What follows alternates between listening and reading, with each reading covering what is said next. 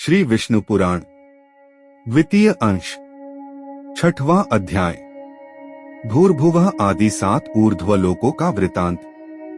श्री मैत्रेयी बोले, ब्राह्मण, आपने मुझसे समस्त भूमंडल का वर्णन किया। हे मुने, अब मैं भुवरलोक आदि समस्त लोकों के विषय में सुनना चाहता हूँ। हे महाभाग, मुझ जिज्ञासु से आप ग्रहगण की स्थिति तथा उनके परिमाण आदि का यथावत वर्णन कीजिए। श्री पराशर जी बोले, जितनी दूर तक सूर्य और चंद्रमा की किरणों का प्रकाश जाता है, समुद्र, नदी और पर्वत आदि से युक्त उतना प्रदेश पृथ्वी कहलाता है। हे द्विज, जितना पृथ्वी का विस्तार और परिमंडल घेरा है, उतना ही विस्तार और परिमंडल भुवरलोक का भी है। हे मैत्रेय, पृथ्वी से 1,00,000 योजन दूर सूर्यमंडल है। एयर सूर्यमंडल से भी 1,00,000 योजन के अंतर पर चंद्रमंडल है। चंद्रमा से पूरे 100,000 योजन ऊपर संपूर्ण नक्षत्र मंडल प्रकाशित हो रहा है। हे ब्राह्मण, नक्षत्रमंडल से 2,00,000 योजन ऊपर बुध और बुध से भी 2,00,000 योजन ऊपर शुक्र स्थित है। शुक्र से इतनी ही दूरी पर मंगल है और मंगल से भी 2,00,000 योजन ऊपर बृहस्पति जी है। हे द्विजोत्तम, बृहस्पति जी से 2,00,000 योजन ऊपर शनि है और शनि से 1,00,000 योजन के अंतर पर सप्तर्षिमंडल है तथा सप्तर्षियों से भी 100,000 योजन ऊपर समस्त ज्योतिषवक्र की नाभिरूप ध्रुवमंडल स्थित है।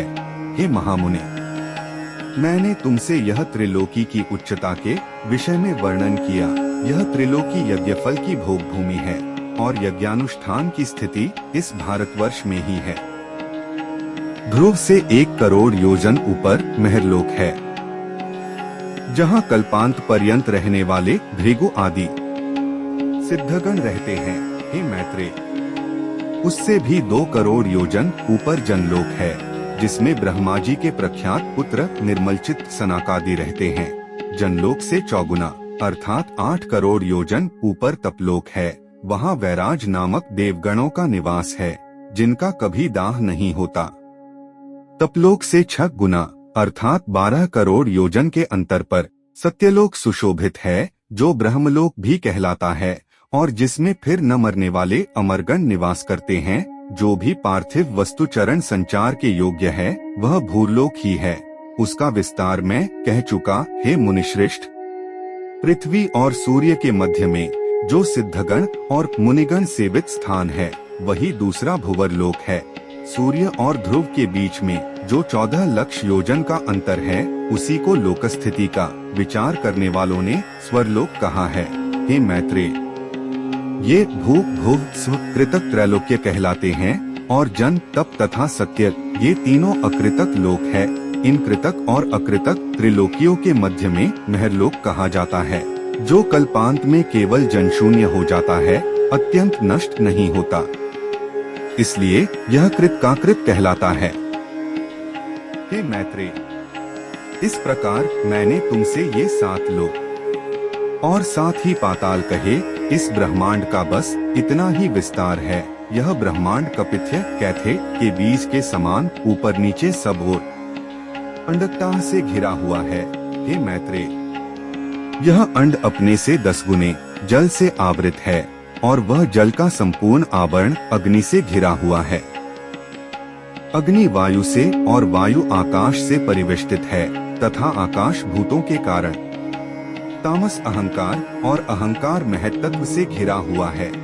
हे मैत्रेय, ये 7 उत्तरोत्तर एक दूसरे से 10 गुने हैं। महत्त्व को भी प्रधान ने आवृत कर रखा है। वह अनंत है तथा उसका न कभी अंत नाश होता है और न कोई संख्या ही है, क्योंकि हे मुने, वह अनंत असंख्येय अपरिमेय और संपूर्ण जगत का कारण है और वही परा प्रकृति है। उसमें ऐसे ऐसे हजारों लाखों तथा सैकड़ों करोड़ ब्रह्मांड है। जिस प्रकार काष्ठ में अग्नि और तिल में तेल रहता है, उसी प्रकार स्वप्रकाश चेतनात्मा व्यापक पुरुष प्रधान में स्थित है। हे महाबुद्धे, ये संश्रयशील प्रधान और पुरुष भी समस्त भूतों की स्वरूप भूता विष्णु शक्ति से आवृत है। के महामते वह विष्णु शक्ति ही प्रलय के समय उनके पार्थक्य और स्थिति के समय उनके सम्मिलन की हेतु है तथा सर्गारंभ के समय वही उनके क्षोम की कारण है। जिस प्रकार जल के संसर्ग से वायु सैकड़ों जल कणों को धारण करता है, उसी प्रकार भगवान विष्णु की शक्ति भी प्रधान पुरुषमय जगत को धारण करती है। हे मुने, जिस प्रकार आदि बीज से ही मूल, स्कंध और शाखा आदि के सहित वृक्ष उत्पन्न होता है और तदंतर उससे और भी बीज उत्पन्न होते हैं तथा उन बीजों से अन्यान्य वृक्ष उत्पन्न होते हैं और वे भी उन्हीं लक्षण, द्रव्य और कारणों से युक्त होते हैं, उसी प्रकार पहले अव्याकृत प्रधान से महत्त्व से लेकर पंचभूत पर्यंत उत्पन्न होते हैं तथा उनसे देव, असुर आदि का जन्म होता है और फिर उनके पुत्र तथा उन पुत्रों के अन्य पुत्र होते हैं। अपने बीज से अन्य वृक्ष के उत्पन्न होने से जिस प्रकार पूर्व वृक्ष की कोई क्षति नहीं होती, उसी प्रकार अन्य प्राणियों के उत्पन्न होने से उनके जन्मदाता प्राणियों का ह्रास नहीं होता। जिस प्रकार आकाश और काल आदि सन्निधि मात्र से ही वृक्ष के कारण होते हैं, उसी प्रकार भगवान श्रीहरि भी बिना परिणाम के ही विश्व के कारण हैं।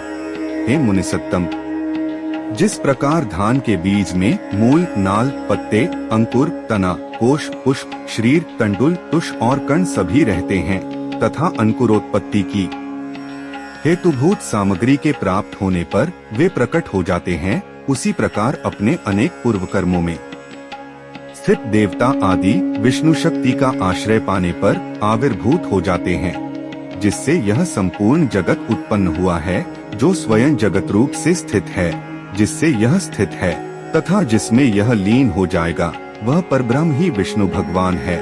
वह ब्रह्मा ही उन विष्णु का परम धाम परस्वरूप है। वह पद सत और असत दोनों से विलक्षण है तथा उससे अभिन्न हुआ ही वह संपूर्ण चराचर जगत उससे उत्पन्न हुआ है।